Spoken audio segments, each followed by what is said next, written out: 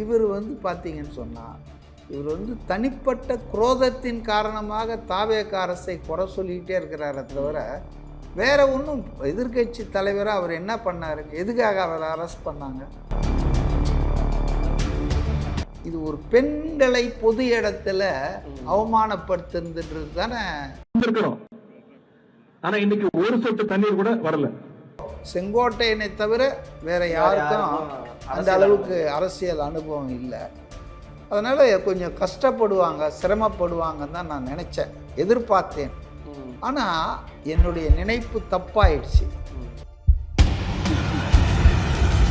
ஆதவ அர்ஜுனாவை வந்துட்டு அவர் பேசும்போது வேண்டுமென்றே திமுக ஆட்கள் லாட்ரின்னு கத்தினாங்க. அதுக்கு அவர் வந்து ரொம்ப லாவகமாக பிடிச்சி அந்த லாட்ரிக்காரங்கிட்ட ஏன் 900 கோடியை வாங்கினாங்க உங்கள் ஆட்கள் அப்படின்னு சொல்ல, அதை மறுக்கவும் முடியாமல், அதனால் டக்குன்னு அதுக்கு எதிர்கட்சி தலைவர் பதில் சொல்லுவாரா அப்படின்னு கேட்டப்போ டக்குன்னு வந்து உதயநிதி எழுந்து தப்பான பதில் அது, உங்கள் மாமனார் தானே கொடுத்தாரு, அவரே கேட்டுங்கன்ட்டார். அப்படின்னா வாங்க உண்மைன்னு ஆகிப்போச்சு. இல்லை, பேசாமல் இருந்திருக்கலாம், சும்மா இருந்த சங்க ஊதி கெடுத்தா மாதிரி உதயநிதியினுடைய என்ன நாடகம் போட்டாலும் 2029க்கு முன்னால் பாஜகவும் திமுகவும் கைகோர்க்கும் என்பதில் எந்த சந்தேகம் யாருக்கும் வேணாம். திமுக வந்து எதையுமே விலை இல்லாமல் கொடுக்க மாட்டாங்க.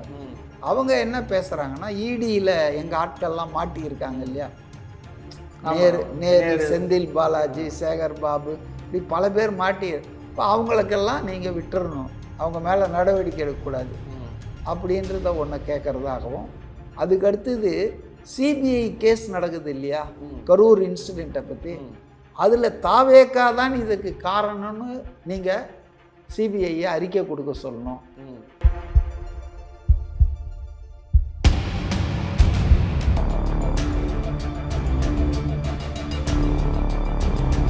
வணக்கம். இன்னைக்கு நம்ம கூட பார்த்தோம்னா அரசியல் விமர்சகர் CK மதிவாணன் அவர்கள் தான் இணைந்திருக்காரு. தமிழக அரசியல் பற்றி பேச போகிறோம், வாங்க பேசலாம். வணக்கம் சார். வணக்கம். இந்த அசம்பிளி வந்து ரொம்ப முக்கியமானதாக பார்க்கப்பட்டுச்சு. ஏன் அப்படின்னா உதயநிதி அவர்களை விசாரணைன்னு சொல்லி கூட்டிகிட்டு போகிறாங்க, அதுக்கப்புறம் நடந்தது. ஸோ விஜய் விசஸ் தமிழக முதல்வர் விஜய் விசஸ் உதயநிதி எப்படி பார்க்குறீங்க? உதயநிதி எப்படி செயல்பட்டார், விஜய் எப்படி செயல்பட்டார்? அதாவது கம்பேரிட்டிவ் ஸ்டடி பண்ணுற அளவுக்கு ஒன்றும் இருக்கிற மாதிரி எனக்கு தெரியல. Okay, Vijay is the leader. அவர் வந்து அடக்கமானவர், அன்பானவர், எதையுமே எடுத்தெறிஞ்சு பேச மாட்டார், பண்புள்ளவர். ஆனால் உதயநிதியை பற்றி நம்ம அப்படி சொல்ல முடியாது. ஏன்னா அவர் வந்து பார்லிமெண்ட் சட்டமன்றத்துக்கு உள்ளேயும் வெளியேயும் அவர் நடந்துக்கிற விஷயங்கள்லாம், அவர் தகுதி, ஒரு டெப்டி சீஃப் மினிஸ்டராக இருந்தவர். இன்னைக்கு தமிழ்நாடு சட்டமன்றத்தில் எவ்வளோ எதிர்கட்சி தலைவர் இருந்திருக்காங்க. பிஜி கருத்திருமன் இருந்திருக்கார் காங்கிரஸில், அண்ணாதுரை இருந்திருக்காரு, அப்புறம் கருணாநிதி இருந்திருக்காரு, ஜெயலலிதா இருந்திருக்காங்க. இவங்கெல்லாம் எதிர்கட்சி தலைவராக இருந்து சிறப்பாக பணியாற்றி இருக்கிறார்கள் மக்கள் பிரச்சனைக்கு. ஆனால் இவர் வந்து பார்த்தீங்கன்னு சொன்னால், இவர் வந்து தனிப்பட்ட குரோதத்தின் காரணமாக தாவேக அரசை குறை சொல்லிக்கிட்டே இருக்கிறாரே தவிர வேற ஒன்றும் எதிர்கட்சி தலைவராக அவர் என்ன பண்ணாருங்க, எதுக்காக அவரை அரெஸ்ட் பண்ணாங்க? ஆனால் ரிமாண்ட் பண்ணல, விசாரிச்சுட்டு விட்டாங்க. இதுக்கு வந்து ஏதோ மிகப்பெரிய இது வந்து நாங்கள் ஏதோ சிறைக்கு சென்று வந்த மாதிரியும், சிறைக்கே போலையப்பா நீ, போலீஸ் ஸ்டேஷனில் விசாரிச்சுட்டு போலீஸ் ஸ்டேஷனுடைய பெயிலே விட்டாங்க. அதுக்கு என்ன ஆர்ப்பாட்டம், அடக்குமுறை? அதாவது முட்டாள் முதல்வர்னு பேசிகிட்டு இருக்கிறவங்க எல்லாம் ஜாலியாக தான் இருக்காங்க இல்லையா, இன்றைக்கும் பேசிகிட்டு இருக்காங்க, யாரும் வந்து இதெல்லாம் பேசலை. ஆனால் இது ஒரு பெண்களை பொது இடத்துல அவமானப்படுத்துன்றது தானே இது தப்பான விஷயம். ஆமாம், அதான் அவங்க சகிச்சுக்கல. இந்த அரசு பெண்களை வந்து பொது வெளியில் அவமானப்படுத்துறது, சிறுமைப்படுத்தினா அதை ஒரு பெருங்குற்றமாக கருதுகிறார்கள். அதனால தான் அவர் மேலே வந்து அசம்பிளியில் தாவேகா வந்து திமுக எப்படி ஹேண்டில் பண்ணாங்கன்னு நினைக்கிறீங்க? நான் கூட முதல்ல என்ன நினைச்சேன்னா, இந்த கட்சி வந்து பல முறை 6 முறை ஆட்சியில் இருந்த கட்சி, ஒரு 75 வருஷம் நீண்ட பாரம்பரியம், அனுபவம் உள்ள கட்சி.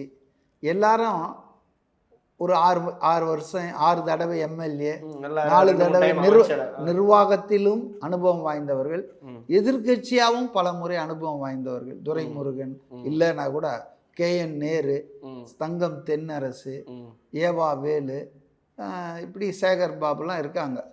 ஸோ இவங்க எல்லாம் இந்த சைடு புதியவர்கள். எக்ஸப்ட் செங்கோட்டையன், அநேகமாக இன்னொருத்தர் அனுபவம்னு பார்த்தீங்கன்னா பிரபாகர் ஜேசிடி, அவர் சபாநாயகர் ஆகிட்டார். ஸோ செங்கோட்டையனை தவிர வேற யாருக்கும் அந்த அளவுக்கு அரசியல் அனுபவம் இல்லை. அதனால் கொஞ்சம் கஷ்டப்படுவாங்க, சிரமப்படுவாங்கன்னு தான் நான் நினச்சேன், எதிர்பார்த்தேன். ஆனால் என்னுடைய நினைப்பு தப்பாயிடுச்சு. மிக நேர்த்தியாக ராஜ்மோகனாக இருக்கட்டும், ஆதவ் அர்ஜுனாக இருக்கட்டும், ரமேஷாக இருக்கட்டும், ஏன் கீர்த்தனாவாக இருக்கட்டும், கடைசியாக சொல்கிறேன், நான் எதிர்பார்க்கவே இல்லை. ஸ்வீட் சர்ப்ரைஸு மிஸ்டர் என் ஆனந்த் தான். அவர் இப்படி இம்மிடியேட் ரியாக்ட் பண்ணுவார், பொங்கி எழுவார்னு நான் எதிர்பார்க்கல. இப்போ ரகுபதி முன்னாள் அமைச்சர் திமுக சார்பாக சில குற்றச்சாட்டுகளை வச்சார் அவருடைய துறை மேலே. 3% கமிஷன், 5% கமிஷன்லாம். உடனடியாக ப்ராம்ப்டாக எழுந்து ரிப்ளை கொடுத்தாரு. ஆதாரம் இருந்தால் சொல்லுங்க, சும்மா வாய்க்கு வந்ததெல்லாம் பேசக்கூடாது. எங்கள் ஆட்சியில் அதெல்லாம் உங்கள் ஆட்சி, அப்படி இருந்ததெல்லாம் உங்கள் ஆட்சியில், எங்கள் ஆட்சியில் கிடையாது. அவர் இன்னொன்று சொன்னார், இங்கே நாங்கள் அந்த மாதிரி எதாவது பண்ணால் இந்த சீட்டில் நாங்கள் உட்கார முடியாது, எங்கள் தலைவர் எங்களை துரத்திடுவார், கிழிச்சிரும், சீட்டு கிழிஞ்சிரும் அப்படின்னு ஒரு senior most next only to Vijay தாவேக்கால அந்த ஆட்சியில் விஜய்க்கு அடுத்த நிலையில் இருப்பவர் ஆனந்த். அவர் சொல்கிறாரு, எவ்வளோ பெரிய இன்செக்யூரிட்டி இருக்குது பாருங்க. நாங்கள் இந்த மாதிரிலாம் நீங்கள் சொல்கிற மாதிரிலாம் நடந்தோம்னா எங்கள் சீட்டை எங்கள் தலைவர் கிழிச்சிடுவார், நாங்கள் இங்கே இருக்க முடியாது. அப்போது இந்த பேச்சுக்கள், அப்புறம் பதில்கள் எல்லாம் நல்லா ஹேண்டில் பண்ணாங்க மக்கள் நையாண்டி. உதாரணத்துக்கு ஆதவ் அர்ஜுனாவை அவர் பேசும்போது வேண்டுமென்றே திமுக ஆட்கள் லாட்ரி லாட்ரின்னு கத்தினாங்க. அதுக்கு அவர் ரொம்ப லாவகமாக பிடிச்சி அந்த லாட்ரிக்காரங்கிட்ட ஏன் 900 கோடியை வாங்கினாங்க உங்கள் ஆட்கள் அப்படின்னு சொல்ல, அதை மறுக்கவும் முடியாமல், அதனால் டக்குன்னு அதுக்கு எதிர்கட்சி தலைவர் பதில் சொல்லுவாரா அப்படின்னு கேட்டப்போ டக்குன்னு உதயநிதி எழுந்து, தப்பான பதில் அது, உங்கள் மாமனார் தானே கொடுத்தாரு, அவரே கேட்டுங்கன்ட்டார். அப்படின்னா வாங்க, இந்த உண்மைன்னு ஆகிப்போச்சு இல்லை, பேசாமல் இருந்திருக்கலாம். சும்மா இருந்த சங்க ஊதி கெடுத்தா மாதிரி உதயநிதியினுடைய இன்காம்பிட்டன்ஸு. நீங்கள் கேட்டீங்கல்ல, கம்பேர் பண்ணீங்கல்ல விஜய்க்கும் உதயநிதிக்கும். உதயநிதி இந்த மாதிரி ஏதாவது வாயை கொடுத்துட்டு வாங்கி கட்டிட்டு போகிறாரு. ஸோ அதனால் என்னுடைய இது சந்தேகம், ஐயம், இவங்க எப்படி சமாளிக்க போகிறாங்க. இப்போ நாளாக பார்த்தீங்கன்னா பூந்து விளையாடுறாங்க, சிறப்பாக பணி புரியுறாங்க. அதனால் தாவேக்கா தே ஆர் ஃபாஸ்ட் லேர்னர்ஸ். ரொம்ப நல்லா பண்ணுறாங்க, நல்லா கற்றுக்குறாங்க, நல்லா அவங்களும் மெனக்கட்டு வேலை செய்கிறாங்க. அடுத்து ரொம்ப முக்கியமான விஷயம் பேச போகிறோம். இப்போ நீங்கள் கூட உங்களோட பயமாக இருக்குது, நீங்கள் கூட உங்களோட சமூக வலைத்தளத்தில் ஒரு கருத்து சொல்லியிருந்தீங்க. ஒன்றும் இல்லை, 2 நாள் முன்னாடி நம்மளோட தமிழக முதல்வர் ஜோசப் விஜயோட தலைமையில் ஒரு ஆலோசனை கூட்டம் நடந்தது. இப்போ சென்ட்ரல் கவர்மெண்ட் பார்த்தோம்னா டீலிமிட்டேஷன் அப்படின்ற விஷயத்தை கொண்டு வராங்க, தொகுதி மறுவரை அந்த விஷயத்தை கொண்டு வராங்க. அதை வேண்டாம், அது இருக்கக்கூடாதுன்ற சொல்லி நம்மளோட தமிழக முதல்வர் தலைமையில் ஒரு ஆலோசனை கூட்டம், அந்த அனைத்து கட்சிகள் எல்லாரையுமே கூப்பிட்டுருந்தாங்க. பட் ஆனால் அதுக்கு திமுக வரலை. இது மூலமாக நம்ம மக்கள் என்ன அண்டர்ஸ்டாண்ட் பண்ணிக்கணும்? நீங்களும் உங்களோட சமூக வலைதளத்தில் சில விஷயங்கள் சொல்லியிருந்தீங்க, மக்கள் இதை எப்படி எடுத்துக்கணும்? இல்லை, நம்ம மக்கள் என்ன எடுத்துக்கிறாங்க அதெல்லாம் ஒன்றும் இல்லை. திமுக கடந்த சில மாதங்களாக காங்கிரஸ் கட்சி மீதும், குறிப்பாக அதன் தலைவர், எதிர்கட்சி தலைவர், நாடாளுமன்ற தலைவர் ராகுல் காந்தி மீதும் எந்த அளவுக்கு கடுமையான விமர்சனங்கள், பாஜக தலைவர்கள் கூட வைக்காத விமர்சனத்தை எல்லாம் வைக்கிறாங்கன்றதை நம்ம பொதுவெளியில் பார்த்துட்டு இருக்கிறோம். So DMK has become stiff opposition for Congress party. Kanimozhi எந்த அளவுக்கு போயிட்டாங்கன்னா, எங்களுக்கு காங்கிரஸ்காரங்களோட உட்கார பிடிக்கல, சீட்டை மாற்றி விடுங்கன்னு சொல்லிட்டு சபாநாயகருக்கே கடிதம் எழுதினாங்க. ஸோ அதனால் அவங்களுடைய எதிர்ப்பு காங்கிரஸோடவும் தெரிஞ்சு போச்சு. ம், ம், காங்கிரஸோட எதிர்ப்பு, அப்புறம் இந்தியா கூட்டணி நடத்துகிற எல்லா ஆர்ப்பாட்டங்கள் பாராளுமன்ற வளாகத்தில் ம், அவங்க வந்து கலந்து கொள்வதில்லை. ம், அவங்க வந்து தனிமைப்பட்டு ஐசோலேட்டடாக தான் நிற்கிறாங்க எல்லா பிரச்சனையும். அதாவது பாஜக அரசுக்கு எதிராக நடக்கிற எல்லா போராட்டங்கள், அது அயோத்தியாவில் கோயில் சொத்தை திருடினது, பணத்தை திருடினது, ம், அதே போல் மாணவர்களை ஜந்தர் மந்தரில் காட்டு மிராண்டித்தனமாக நடத்தியது, ஹோம் மினிஸ்டர் வந்து பார்லிமெண்ட்டுக்கு 15 நாளாக வராமல் இருக்கிறது, இப்படி பல விஷயங்களை வந்து எடுத்து இந்தியா கூட்டணி கட்சிகள்லாம் ஒரு நிலையாக எடுக்கிறாங்க. அதிலெல்லாம் ஒதுங்கி நிற்கிறது. ம், இந்த சூழலில் ம், அவங்களுடைய நாடாளுமன்ற உறுப்பினரான கனிமொழி சோமு அவர்களை பத்திரிகையாளர் கேட்கும்போது ம், பாஜக என்ன ஆச்சு அப்படின் போது, ம், அரசியலில் நிரந்தர நண்பர்களும் இல்லை பகைவர்களும் இல்லை அப்படின்னு சொன்னதன் மூலம் பூனைக்குட்டி வெளியே வந்துடுச்சு.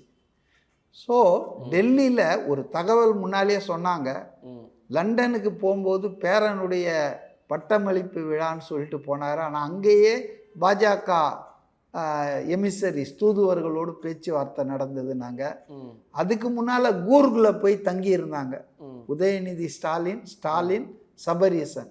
இப்போ அங்கேயும் பாஜக தலைவர்களோடு ரகசிய சந்திப்பு நடந்தது ம், அப்படின்ற மாதிரி. ஸோ இன்றைக்கி இந்த அம்மா சொன்னதை வச்சு பார்த்தா ம், சரியாக ஆயிடுச்சு. பாஜகவுக்கு அவர்கள் இப்போது நேரடியாக போய் சேருவார்களா ம், அல்லது மறைமுகமாக ஒத்துழைப்பார்களா என்பது தான் நமக்கு தெரிய வேண்டிய விஷயம்.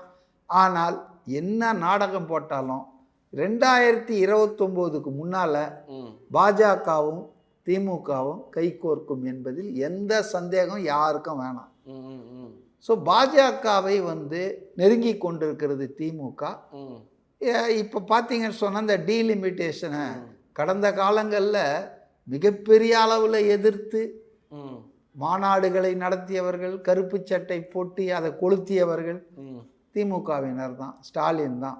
ஆனால் இன்றைக்கி சுருதி இறங்கி என்ன சொல்கிறாங்க, ம், பாஜக தலைவர்கள் எங்ககிட்ட பேசிகிட்டு இருக்காங்க. ம், துரைமுருகன் சொன்னது இப்போ நான் சொல்கிறேன், ம், சில விஷயங்கள் நாங்கள் மாற்று சொல்லி இருக்கிறோம், அதை அவங்க ஏற்றுக்கிட்டாங்கன்னா எங்களுக்கு ஒன்றும் இல்லை. ஆனால் இந்த டீலிமிட்டேஷனை இப்போ அமுல்படுத்தக்கூடாது, ஃப்ரீஸ் பண்ணணும், 25 வருஷத்துக்கு இதை தள்ளி வைக்கணும். ம், இன்றைக்கி எவ்வளோ இருக்குதோ 543 ம், 39 நாடாளுமன்ற உறுப்பினர் தமிழ்நாட்டுக்கு, அது அப்படியே இருந்தால் போதும் அப்படின்னு சொல்லிட்டு இருந்த திமுக ம், இப்போ வந்து அப்படியே சுருதி மாறி, ம். நாங்க எங்க கோரிக்கை ஏத்துக்கிட்டா ஆமாம் ஏற்றுக்கிட்டா நாங்கள் சில யோசனைகளை சொல்லியிருக்கிறோம், ம், அதை ஒத்துக்கிட்டா நாங்கள் ஆதரிப்போம், ம், ஆதரிக்கலாம் ம், அல்லது வாக் அவுட் பண்ணிடலாம். அந்த ஓட்டெடுப்பு நடக்கிற நேரத்தில் ம், எதை வேணாலும் பண்ணலாம். ஆக மொத்தம் டீலிமிட்டேஷன் ம், சட்டம் நிறைவேறுவதற்கு பாஜகவுக்கு அது துணை போக போகுது. ஆ, இப்போ ஏன் இவ்வளோ கஷ்டப்படுது பாஜக? ஆ, முதல்ல ம், டீலிமிட்டேஷன் பண்ணணும்னா கான்ஸ்டியூஷனை அமெண்ட் பண்ணணும். ம், இந்த புறா ஆட வேண்டும் என்றால் இளவரசர் பாட வேண்டும். 131வது கான்ஸ்டியூஷனல் அமெண்ட்மெண்ட்டை ஏப்ரல் மாதம் கொண்டு வந்தாங்க இதுக்காக. ஆனால் அன்றைக்கு இந்தியா கூட்டணியில் இருந்த திமுக உள்பட எல்லாரும் சேர்ந்து அதை தோக்கடிச்சிட்டாங்க. ம், ஸோ அது அவ்வளோதான், முடிஞ்சு போச்சு. இன்றைக்கி வந்து கான்ஸ்டியூஷனல் அமெண்ட்மெண்ட்டு நிறைவேறணும்னா 3 விஷயம் நடக்கணும். ஒன்று, மக்களவையில் 543 பேர் இருக்காங்க, அதில் 540 தான் இப்போ இருக்காங்க, 3 பேர் இதில் இருக்காங்க, வேக்கண்ட்டாக இருக்குது, காலி, இன்னும் தேர்தல் நடக்கலை. அப்போது 360 பேர் வேணும், 2/3 மெஜாரிட்டி. அதே போல் மாநிலங்களவையில் 250 பேர் இருக்காங்க ராஜ்யசபாவில். ஆனால் இன்றைக்கும் அதில் ஒரு 5 சீட்டு வேக்கண்ட்டாக இருக்குது. ம், அப்படி பார்த்தா அதுலேயும் ஒரு 100 சில்லரை வரணும், ம், ம், ம், 2/3. ம், இது மட்டும் போதாது, இந்த 2 அவையில் நிறைவேற்றினா மட்டும் போதாது. இந்தியாவில் இருக்கிற அனைத்து மாநில சட்டமன்றங்களில் ம். பாதி சட்டமன்றங்கள் இதை ஏற்றுக்க வேணும், அங்கீகரிக்கணும். இது ஒரு செக் இருக்கு. ஆமாம், 3 விஷயம் நடந்தால்தான் இந்த அரசியல் சாசன சட்டத்தை திருத்துகிற அந்த விஷயம் அப்ரூவ் ஆகும். அப்ரூவ் ஆகும். ஸோ அதனால் வந்து இப்போ 360 நாடாளுமன்றத்தில் எப்படியாவது வாங்கணும்னு ரொம்ப பிரயத்தனம் பண்ணுறாங்க. ம், உதாரணத்துக்கு பாஜகவுக்கு 242 தான் இருக்குது. ம், தனிப்பெரும்பான்மை இல்லாததால் தானே தெலுங்கு தேசம் அப்புறம் வந்து அந்த ஜனதா தள் யுனைடெடை வச்சுக்கிட்டு வண்டி ஓட்டிகிட்டு இருக்கார். மோடிக்கே மெஜாரிட்டி இல்லைல்ல. மெஜாரிட்டி இல்லை. தருதி பெரும்பான்மை இல்லைன்னா அப்புறம் 2/3 எங்கே போவார்? அதனால் இப்போ என்ன பண்ணுறாங்கன்னா, ஏப்ரல் மாதம் அவங்க கொண்டு வந்த அந்த தீர்மானம் தோத்தணுன்னு அதுக்கப்புறம் அவங்க இறங்குறாங்க வேலையில். எப்படின்னா, ஆம் ஆத்மியை உடைக்கிறாங்க. மாநிலங்களவையில் ஒரு 9 எம்எல்ஏ எம்பிங்களை தூக்கிட்டு போய் தனியாக பிஜேபியில் இணைச்சிக்கிறாங்க. திரிணாமுல் காங்கிரஸில் அந்த சட்டமன்ற தேர்தல் தோல்விக்கு பிறகு அந்த கட்சியில் இருக்கிற ஒரு 20 எம்பியை உடைக்கிறாங்க. அப்புறம் ஏற்கனவே உடஞ்சி இருக்கிற உத்தவ் சிவசேனா கட்சியிலேருந்து ஒரு 7-8 பேரை இழுக்கிறாங்க. அப்பவும் உதைக்குது. அப்போ தான் டிஎம்கே ஒரு 22 உள்ளே வந்தால் கொஞ்சம் வாய்ப்பு இல்லை, கரெக்டாக இல்லை. அப்பவும் ஒரு 7-8 இழுக்குது. ஸோ இந்த 22 பெரும் இது இல்லையா, இப்போ அதை வந்து எப்படியாவது பிடிக்கிறது. அப்போ அதுக்கு அவங்க விலை கேட்குறாங்க. திமுக வந்து எதையுமே விலை இல்லாமல் கொடுக்க மாட்டாங்க. அவங்க என்ன பேசுகிறாங்கன்னா, இடியில் எங்கள் ஆட்கள்லாம் மாட்டியிருக்காங்க இல்லையா, நேரு, செந்தில் பாலாஜி, சேகர் பாபு, இப்படி பல பேர் மாட்டி, இப்போ அவங்களுக்கெல்லாம் நீங்கள் விட்டுறணும், அவங்க மேலே நடவடிக்கை எடுக்கக்கூடாது அப்படின்றத ஒன்று கேட்குறதாகவும், அதுக்கடுத்தது சிபிஐ கேஸ் நடக்குது இல்லையா, கரூர் இன்சிடெண்ட்டை பற்றி, அதில் தாவேக்கா தான் இதுக்கு காரணம்னு நீங்கள் சிபிஐயை அறிக்கை கொடுக்க சொல்லணும். நாங்கள் அதுக்கப்புறம் நாங்கள் வச்சுட்டு ஒரு கலவரத்தை உண்டாக்குவோம் அப்படின்ற மாதிரிலாம் இவங்க நிபந்தனைகள் போட்டிருக்காங்க. அதனால் வந்து இன்றைக்கி வந்து அதெல்லாம் ஒத்துக்குவாங்களா பாஜக? அவங்களுக்கும் வந்து எப்படியாவது இந்த இதை இப்போ என்ன டீலிமிட்டேஷன் அமுல்படுத்திடணும், 2029க்கு முன்னால் நாடாளுமன்ற தேர்தல் இதெல்லாம் பண்ணணுன்றாங்க. அவங்க சொல்கிற ஒரு பொய் என்னன்னா, உமன் ரிசர்வேஷன் 1/3 உமனுக்கு பார்லிமெண்ட்லேயும் அசம்பிளிலையும் ரிசர்வேஷன் பண்ணுறதுக்காகத்தான் இதை சொல்கிறோன்றாங்க. ஆனால் உண்மை என்னன்னா, இப்போ இருக்கிற 543லேயே 160 என்ன வருது, 1/3 அதை வந்து பெண்களுக்கு கொடுக்கலான்னு எல்லா கட்சிகளும் சேர்ந்து 2023லே ஒரு மனதான தீர்மானம் பார்லிமெண்ட்டில் நிறைவேற்றியாச்சு. ஏன் அதை செய்யலை? இவங்க நொண்டி காரணம் சொல்லிட்டு இருக்காங்க. ஆனால் இன்றைக்கி என்ன பண்ணுறாங்கன்னா, அதை சொல்லி இந்த 543 825 850 ஆக்கி அதில் 1/3 கொடுக்குறேன்றாங்க. இது வந்து ஏமாற்று வேலை, மோசடி. பாராளுமன்றத்தை வந்து டைலூட் பண்ணணும்னு பார்க்குறாங்க. ரப்பர் ஸ்டாம்ப் ஆக்கிடணும், சைனாவில் இருக்கா மாதிரி, ரஷ்யாவில் இருக்கா மாதிரி. அதாவது கூடினோம் கலைந்தோம், எதுவும் இப்போவே அப்படி தான் போயிட்டுருக்கு நம்ம பார்லிமெண்ட்டு. இப்போ 15 நாளாக மழைக்கால கூட்டத்தொடரில் எதுவுமே நடக்கலை, அமளி துமளியில் தான். அதுக்கு நடுவில் மசோதாலாம் வித்தவுட் எனி டிஸ்கஷன் பாஸ் ஆகிடுது. ஸோ அதனால் இன்றைக்கே ஆஃப்டர் 2014 மோடி வந்ததுக்கப்புறம் இந்தியாவில் நாடாளுமன்ற ஜனநாயகம் என்பது ரொம்ப கவலைக்குரியதாகிடுச்சு. இப்போ இன்னும் மோசமாயிடும். ஓகே, 5 நிமிஷம் கூட பேச முடியாது எம்பிக்கள் 850 பேரும், அந்த மாதிரி ஆகி போயிடும். இப்போ எதுவுமே நடக்காது. இவர் மன்னர் போல, மகாராஜா போல மோடி வாழலான்னு நினைக்கிறாரு. பட் நான் நினைக்கிறேன், despite all these things, delimitation bill will be defeated in parliament. சரி, இன்னைக்கு வந்து தமிழக முதலமைச்சர் ஜோசப் விஜய் புத்திசாலின்னு சொல்றாங்க. ஏன்னா திமுக அம்பலப்படுத்திறாரு, ஒரு நல்ல செக் வச்சாரு, இப்போ நீங்கள் கூட்டத்துக்கெல்லாம் நீங்கள் மாட்டிப்பீங்கன்னு சொல்றாங்க. தமிழக முதல்வர் எவ்வளோ புத்திசாலியாக இருந்திருக்காரு. நான் சொல்ல, அருண் ராம் சொல்லி டைம்ஸ் ஆஃப் இந்தியாவுடைய ரெசிடென்ட் எடிட்டர் 2 நாளைக்கு முன்னால் ஒரு கட்டுரை எழுதியிருந்தார். அதாவது ஒரு ஒரு ஒரு ஒரு போரில் தோத்துட்டாரு, ஆனால் யுத்தத்தில் ஜெயிச்சிட்டாரு விஜய்.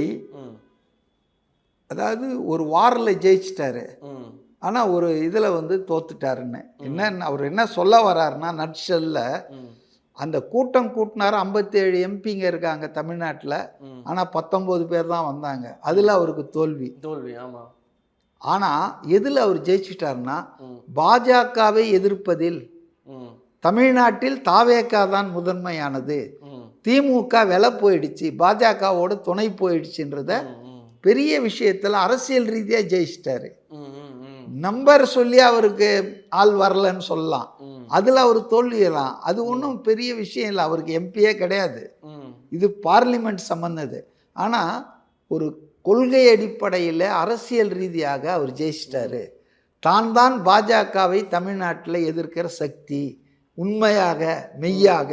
அப்போ சிறுபான்மை இடதுசாரிகள்லாம் தன்னை தான் ஆதரிக்கணுன்ற நிலையை கொண்டு வந்து திமுகவை பலவீனமாக்கிட்டாரு அப்படின்னு எழுதியிருக்காரு. இதுதான் என்னுடைய பதில். நானும் இந்த அப்சர்வேஷனோட உடன்படுறேன். Okay sir. சார் இன்னைக்கு இறுதியாக ஒரு கேள்வி சார். சார் இறுதி கேள்வி சார். இன்னைக்கு ஆட்சியில் திமுகவுடைய சிக்கல்லாம் என்னன்னு பார்க்குறேன். ஏன்னா அவங்க ஆல்ரெடி அதில் பாதாளத்தில் இருக்காங்க, தாவேக்கா ரொம்ப ஸ்ட்ரென்த்தில் இருக்காங்க. அலைன்ஸ் வச்சுருந்தே அவங்களால ஜெயிக்க முடியல. அதிமுக பாஜக இருந்ததுனால தான் அதிமுகக்கு இந்த ஸ்டேஜில் இருக்காங்க.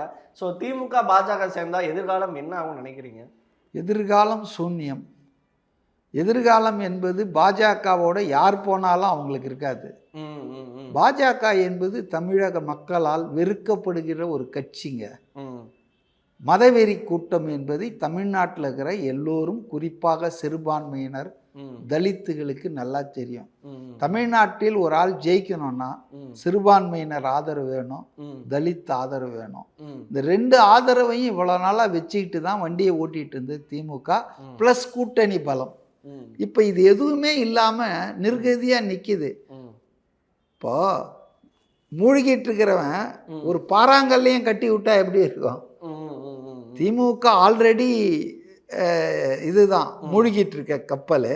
அதில் வந்து பாஜகன்ற பெரிய பாறாங்கல்லையும் வச்சா இன்னும் வேகமாக மூழ்கும். அதனால் வந்துங்க திமுக அதிமுக கட்சிகளுக்கு பாஜகவோடு சேர்வதன் மூலம் எந்த ஆதாயமும் கிடைக்காது. ஆனால் அவங்களுடைய ஊழல் வழக்குகள்லேருந்து அவங்களுக்கு நிவாரணம் கிடைக்கலாம். அவ்வளோதான், வேற எதுவும் கிடையாது. ஓகே சார், இவ்வளோ நேரம் இன்டர்வியூ நல்லா இருந்துச்சு. இதே மாதிரி இன்னொரு பேட்டியில் சார். நன்றி சார்.